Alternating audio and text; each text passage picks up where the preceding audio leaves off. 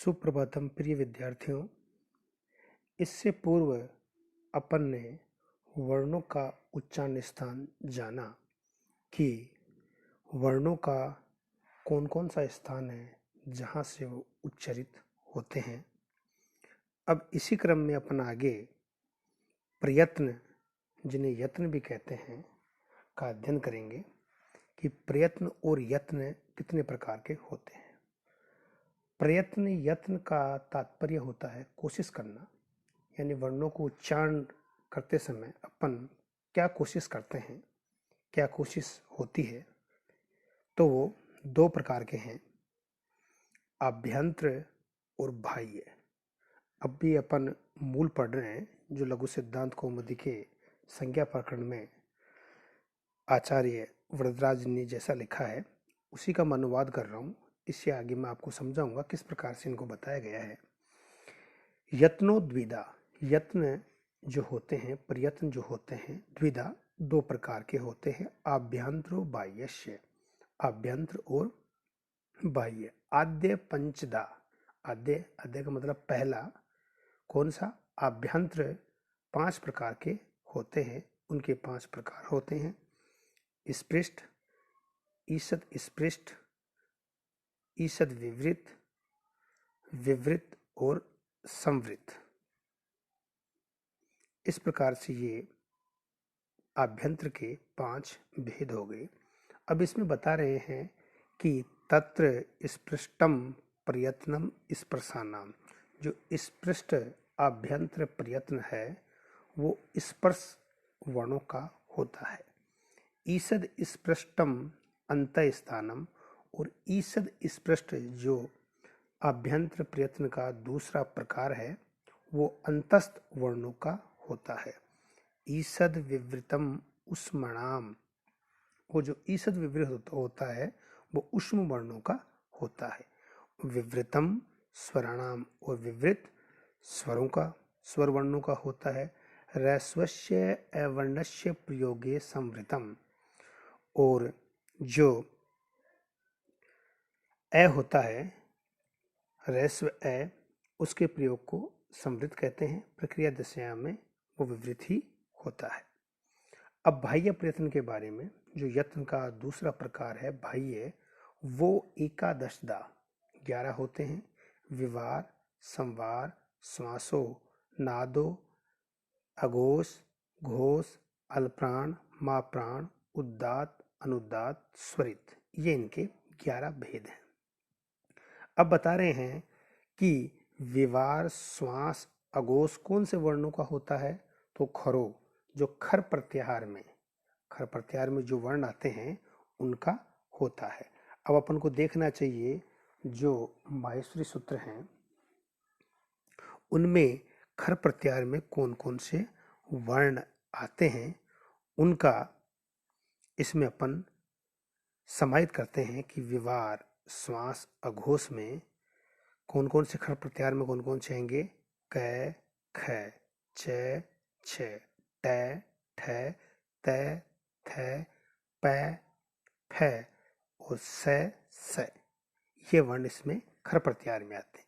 यानी कि क और त वर्ग का ये जो दोनों वर्ग हैं वो आते हैं, और स की जो लाइन होती है वो पूरी इसमें आती है। अब इसी प्रकार से आगे कहते हैं कि संवार, नाद और घोष, ये कौन से किसका होता है? हस प्रत्याहार का संवार, नाद, घोष होता है। हस प्रत्याहार में जो वही क और उसका होता है कि ग, घ, ज, झ, ड, ढ, द, ध, ब और भ, ये वर्ण हस प्रत्याहार में आते हैं। अब कहते हैं कि वर्गों का, जो वर्ग हैं कौन कौन से? क वर्ग, छ वर्ग, ट वर्ग, त वर्ग, प वर्ग, ये 5 वर्ग हैं।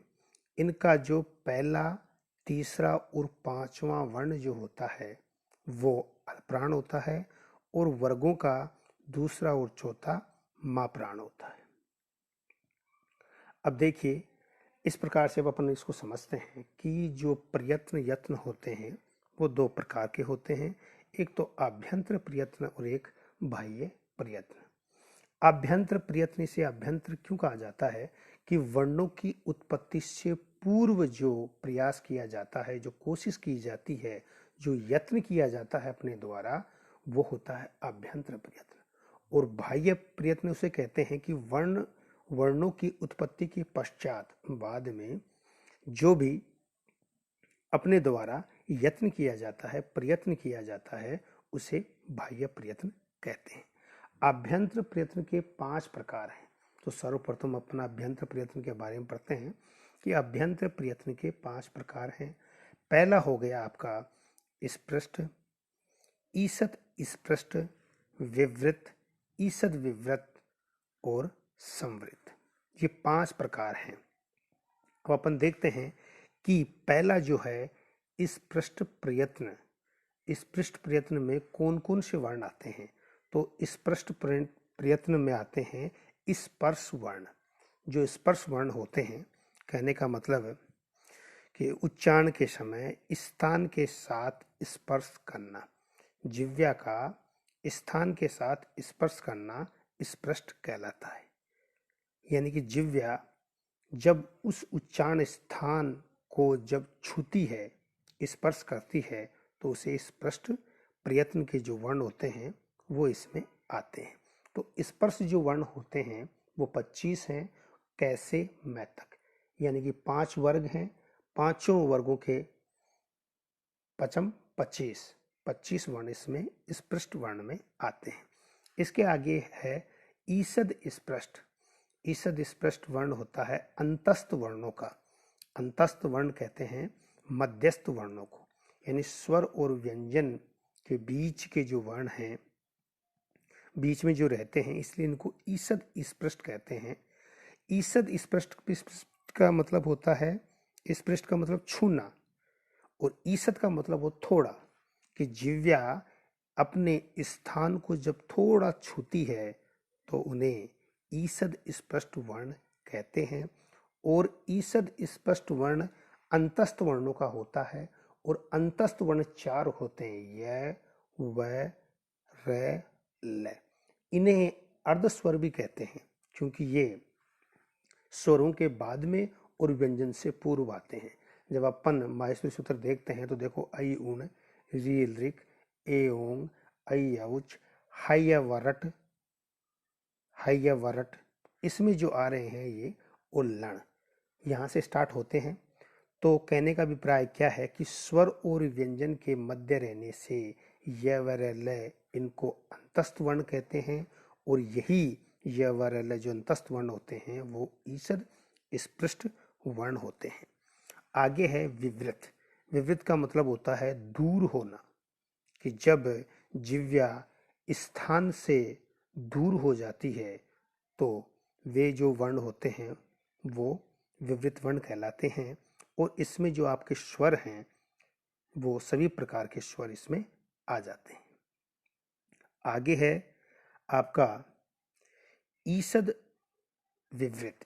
ईषद विवृत का मतलब होता है, विवृत का मतलब क्या होता है, दूर होना, और ईषद का मतलब पहले बताया था, ईषद का मतलब थोड़ा थोड़ा दूर होना, यानी जिह्वा स्थान से थोड़ी दूर चली जाती है, दूर हो जाती है, तो उसे अपन ईषद विवृत कहते हैं।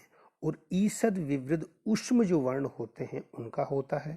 और ऊष्म वर्ण कितने प्रकार के होते हैं, 4 प्रकार के होते हैं, स, श, स और है। तो ये आपके 4 जो वर्ण हैं ये ऊष्म वर्ण हैं। इन्हें ऊष्म वर्ण इसलिए भी कहा जाता है कि उच्चारण से गर्म वायु निकलती है, इसलिए उसे ऊष्म वर्ण भी कहते हैं। आगे है संवृत। संवृत रैस्व का अलौकिक प्रयोग होता है, लेकिन जब अपन प्रक्रिया कोई भी जब कार्य सिद्धि करते हैं तो वो विवृत ही हो जाता है। इस प्रकार से ये आपके अभ्यंतर प्रयत्न हैं। अभ्यंतर प्रयत्न के मोटे रूप से आपको इतना याद करना, अभ्यंतर प्रयत्न यानी कि वर्ण की उत्पत्ति से पूर्व का जो यत्न होता है उन्हें अभ्यंतर प्रयत्न कहते हैं। आभ्यंतर प्रयत्न 5 प्रकार के होते हैं। स्पृष्ट, ईषद स्पृष्ट, विवृत, ईषद विवृत और संवृत। अब स्पृष्ट में कैसे मैं तक के वर्ण स्पृष्ट में आते हैं। ईषद स्पृष्ट में य वर लय जो अंतस्थ वर्ण हैं वो आते हैं। विवृत में स्वर आ जाते हैं।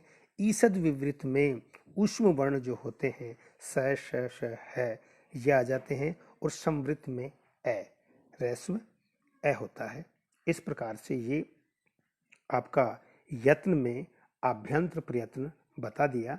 इससे आगे अपन बाह्य प्रयत्न का अध्ययन करेंगे, उसके बारे में चर्चा करेंगे कि बाह्य प्रयत्न क्या है और इसमें कौन कौन किस प्रकार से इनके प्रकार जो हैं कौन कौन से हैं।